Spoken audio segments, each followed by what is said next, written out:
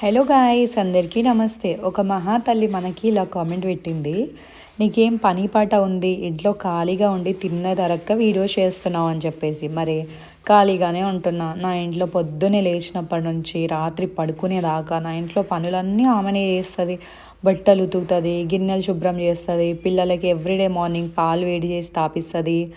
3 times పిల్లలకి అన్నం ఆమెనే తినిపిస్తుంది. 7:30 కాగానే బాక్స్ ప్రిపేర్ చేసి పాపని తీసుకెళ్ళి స్కూల్ దగ్గర డ్రాప్ చేసి వస్తుంది.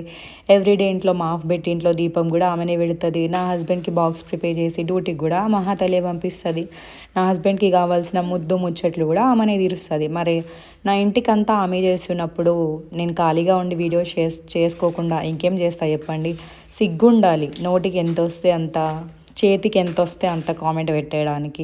ఈసారికి జస్ట్ వీడియోతో సరిపెడుతున్నా. ఇంకోసారి సిగ్గు లేకుండా వీడియో కింద వచ్చి కామెంట్ పెట్టావనుకో, చెప్పుతో కొట్టి చెంపలు 2 వాచిందా కొడతాయేమనుకుంటున్నావు.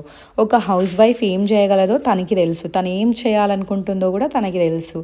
ఏం కామెంట్ పెట్టడం అండి ఇది, అసలు నాకు అర్థం కాదు.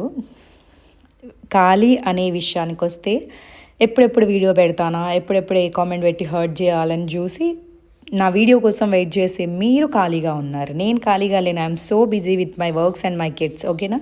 బై బై గైస్, నెక్స్ట్ వీడియోలో కలుద్దాం.